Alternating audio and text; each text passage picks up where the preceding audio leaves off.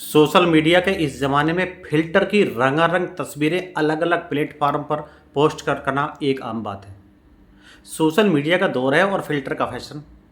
ऐसे filter social media पर मौजूद हैं जो बच्चों को जवान और जवान को बूढ़ा बना देते हैं। ऐसे ही फ़िल्टर का सहारा लेकर यूपी के रहने वाली 4 बच्चों की मां सोशल मीडिया के मैदान में उतर गई।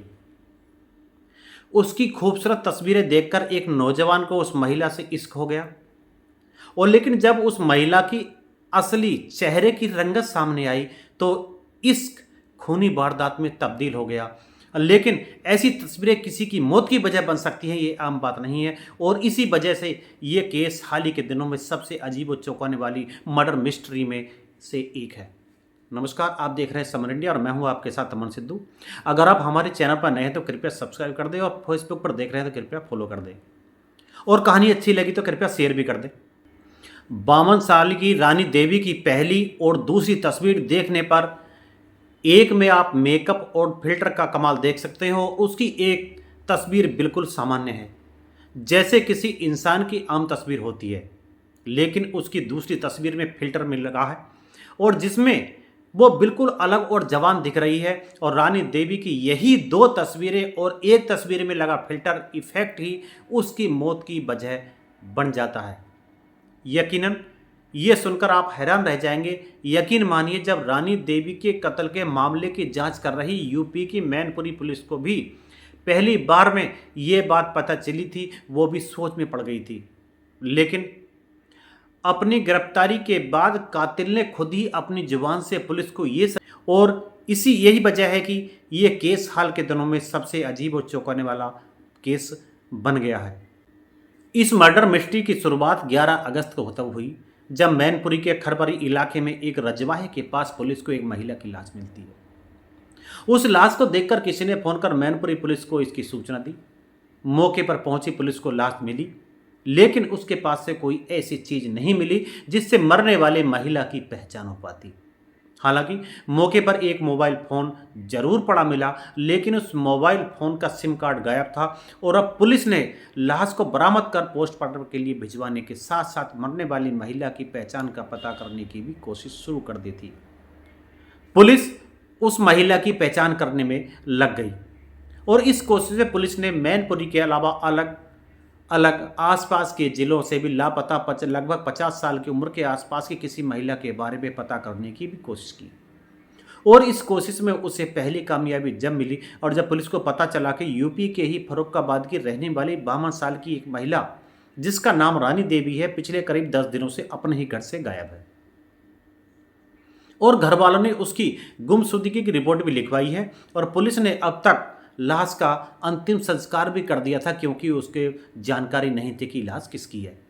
लेकिन उसकी तस्वीरें मौजूद थी और बस इसी आधार पर मरने वाली महिला की पहचान हो गई। और घर वालों ने बताया कि हाँ, यह तस्वीर रानी देवी की है। और रानी देवी जो शादीशुदा थी और जिसके 4 बच्चे थे। अब पुलिस ने रानी देवी का मोबाइल नंबर भी मिल चुका था और पुलिस ने उसकी CDR यानी कि कॉल डिटेल रिकॉर्ड निकलवाई और ये पता करने की कोशिश की कि कत्ल से पहले आखिरी बार रानी देवी के फोन पर किससे बात हुई थी।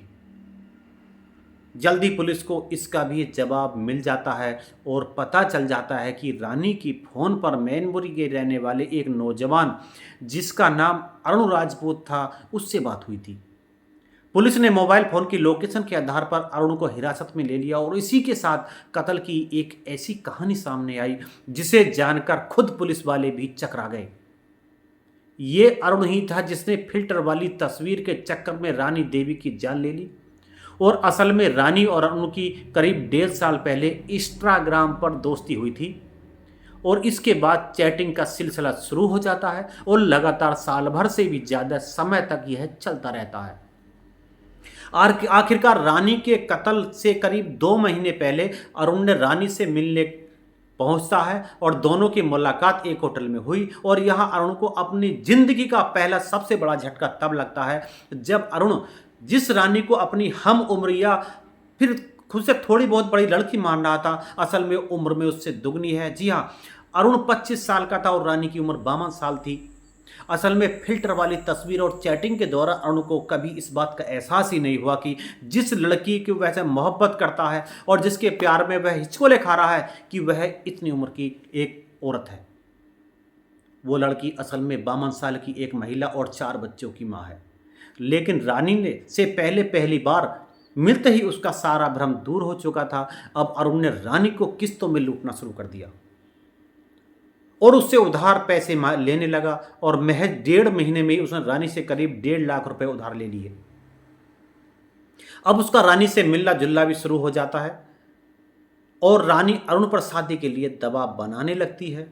और अरुण पहले तो टालमटोल करता है, लेकिन जब शादी का दबाव बढ़ गया तो वह परेशान हो जाता है और रानी ने उससे साफ कह दिया कि या तो मुझसे शादी कर ले या फिर उसे 1.5 लाख रुपए वापस कर दे। और बस यही अरुण ने रानी को रास्ते से हटाने की साजिश रच डाली। बस इसी के बाद अरुण ने रानी को मिलने अपने शहर मानपुरी बुलाता है और दोनों खरपरी के रजवाहे की तरफ सुनसान सड़क पर बैठकर बातें करने लगते हैं।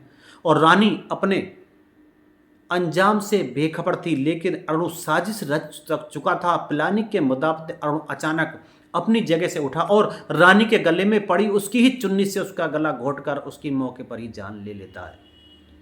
अरुण ने फंदा तब तक कसे रखा जब तक कि रानी की सांसें नहीं थम जाती हैं। इसके बाद उसके मोबाइल फ़ोन से सिम कार्ड निकाल कर फेंक देता है और फ़ोन वहीं पर रख वो फरार हो जाता है। बहरहाल बाद में रानी की पहचान पता होने पर पुलिस को अरुण का भी पता चल गया और अरुण के पकड़े जाने के बाद से ही यह पूरी कहानी साफ हो गई। इस पूरी कहानी को सुनाने का तात्पर्य आपको जागरूक करना है, आपको सावधान करना है, आपको सतर्क करना है। सावधान रहें, सतर्क रहें, सुरक्षित रहें। मिलते हैं अगली वीडियो में, तब तक के लिए नमस्कार।